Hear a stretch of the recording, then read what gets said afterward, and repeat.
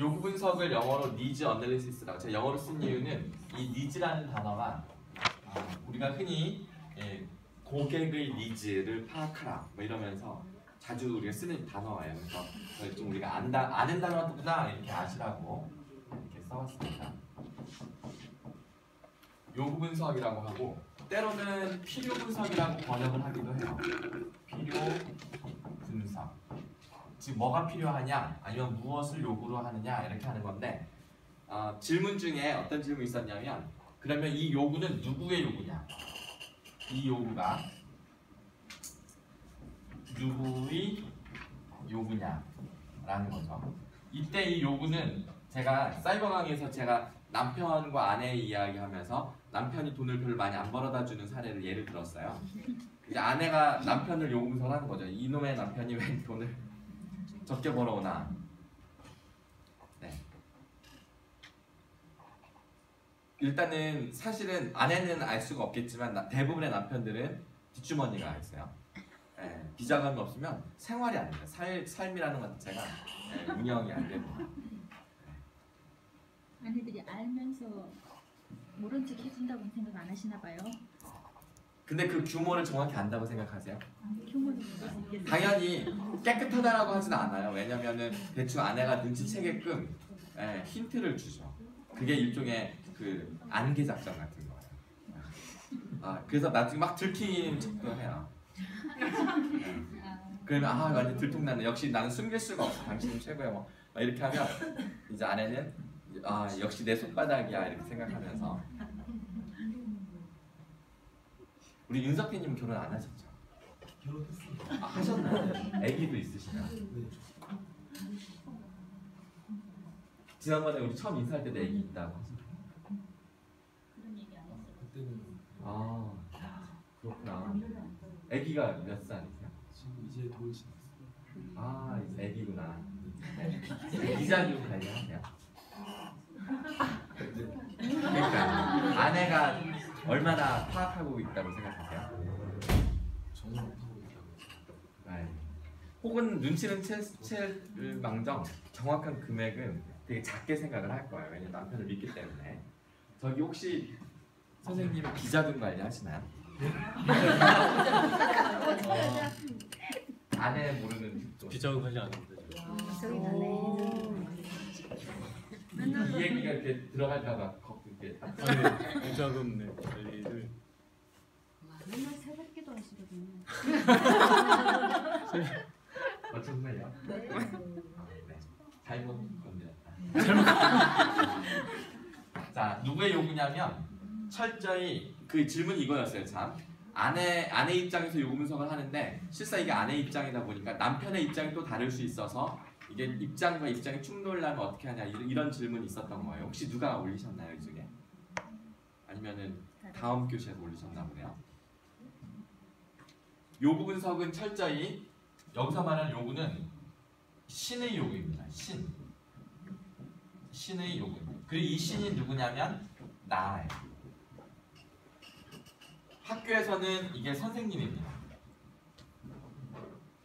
대학에서는 당연히 교수님이 될 거고, 집에서는 아이에 대해서는 엄마가 될 거고, 남편에 대해서는 아내가 될 거고, 아내에 대해서는 남편이 될 거고, 이렇게 되는 겁니다. 제가 요구 분석을 할 때 제일 먼저 첫 번째 단계가 뭐냐면, 첫 번째 단계가 대상자. 어떤 대상자냐면 깝깝하고 답답하고 진짜 이 사람 이거 버릇을 못 고치면 내가 참 미치겠어 하는 그 대상자를 먼저 떠올려야 되죠. 그게 이제 학교 선생님에게는 학생이 되는 거고, 기업에서는 CEO에게 있어서는 자기 밑에 부하 직원이 될 것이고, 팀장 밑에 팀원들, 뭐 누구든지 될 수가 있는 겁니다. 문재인에게 있어서는 누가 이 깝깝한 대상일까요? 박근혜 대통령일까요? 김무성일까요? 아니면 자기를 지지해주지 않는 당원들일까요? 그렇지, 누구든지 다 될 수 있습니다. 그러면 문재인은 스스로 박근혜한테 자기의 이게 지금 뭐가 안 통하잖아요. 뭔가 크게 뭔가 이렇게 잘못 걸린 것 같아요. 국정화 이슈도 다 걸려 넘어 들어간 것 같고, 왠지 술수에 새누리당이랑 도대체 뭐 제안해도 다 거절당하고, 거절당해도 뭐 찍소리 못 하고 있고, 밑에 당원들은 지지율 완전 떨어지면서 빨리 당신이 물러나야지 이 야당이 산다 막 이러면서 있는 거예요. 자, 이럴 때 문재인은 본인이 잘못이라고 생각할까요? 안 할까요? 잘못이 있다고 생각할까요? 안 할까요? 예, 딱 그거예요. 문재인의 문제가 아니라 문재인의 문제. 네. 문재인은 문제가 없고 박근혜가 문제고 김무성이 문제고 자기를 지지하지 않는 당원들이 문제이고 뭐 이런 거예요. 문재인이 요 분석을 한다면, 예, 문재인이 요 분석을 한다면. 근데 그게 아니라 새정치민주연합에 있는 어떤 당원이 문재인을 대상으로 요 분석을 한다. 그러면 철저히 문재인이 문제가 있는 거예요. 그냥 그 전제로 하는 겁니다. 따라서 여러분이 만약에 누구를 대상으로 요 분석을 한다 그러면 여러분의 관점이 그냥 신의 관점으로 딱 고정시켜 놓고, 그럼 그 상대방의 문제는 사실은 나한테는 문제이지만 다른 사람에게 문제가 아닐 수 있잖아요. 상관없어요. 내가 이 사람 버릇을 고치고 내 속이 시원해지면 되는 거예요. 그거를 해결하려고 하는 게 요 분석이에요. 그러니까 다른 사람 관점에서는 혹은 저 사람은 사실 저 사람 입장에서는 뭐 이런 생각을 할 필요가 없고 오직 누구를 위해 사는 거다? 나를 위해서 내 답답한 마음을 풀려고 저 사람의 행동을 어떻게든지 고치기 위해서 원인을 찾아가지고 뜯어 고치겠다. 딱 이렇게 접근하는 겁니다. 그래서 더 이상 관점에 대해서 헷갈려 하실 필요는 전혀 없고요. 그러니까 내가 요 분석을 하는 거기 때문에 남들이 와서 뭐라고 해도 별로 신경 쓰실 필요는 없습니다. 예를 들어서 치약을 집에서 짜놓는데 항상 꼭 중간을 눌러서 짜는 사람이 있어요. 식구 중에. 미치겠죠. 라고 말을 할 때 그게 왜 미치냐고 하실 분들이 계신가요? 이걸 알고 또 내가 말 조심해야 되니까. 치약을 중간을 푹 눌러 짜시는 거예요. 맞네. 이 신랑이 뭐라 안 하세요?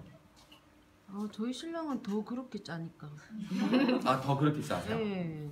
뚜껑도 어디 날라가 있는지 맨날 몰라요. 혼나시죠?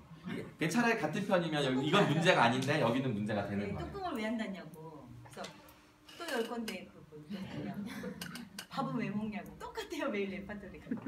제일 좋아하신 거. 그래서 배고프니까 먹지 그러면 또 배고플 건데 왜 먹냐고. 사모님이 뭐라 안 하세요? 예, 뭐라고 하죠?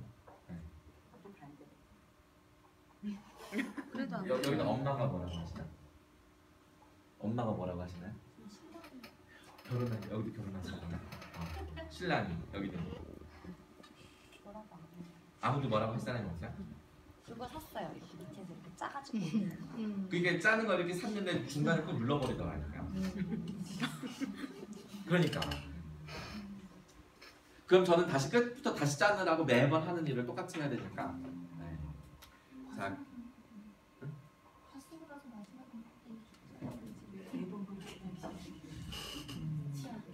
아니 왜냐면 이게 밑에서부터 짜면 한번 이렇게 살짝 쫙 누를 때 이게 쭉 나와요. 근데 중간을 누르면 꾹 눌러야 되는 거예요. 그렇지 않나요? 그 괜히 왜 일보다 누르면 뒤로도 밀리고 앞으로도 밀리니까 괜히 막 힘이 쭉 빠지고.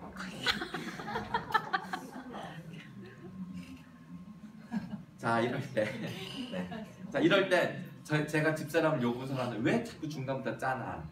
라고 할 때 집사람은 그게 뭐가 문제야? 라고 지금 말씀하시는 것처럼 이렇게 말을 해도 상관이 없고 어쨌든 집사람이 어떻게든지 왜 중간부터 짜는지를 이유를 명명백백히 밝혀서 그것을 고치기만 하면 저는 해결되는 거예요. 자 그러면 집사람은 끝부터 짜는 것을 몰라서 그럴까? 모르지 않겠죠 당연히. 그렇게 제가 얘기도 수없이 했고 누르는 거죠. 그럼 과연 하기 싫어서 그러는 건가?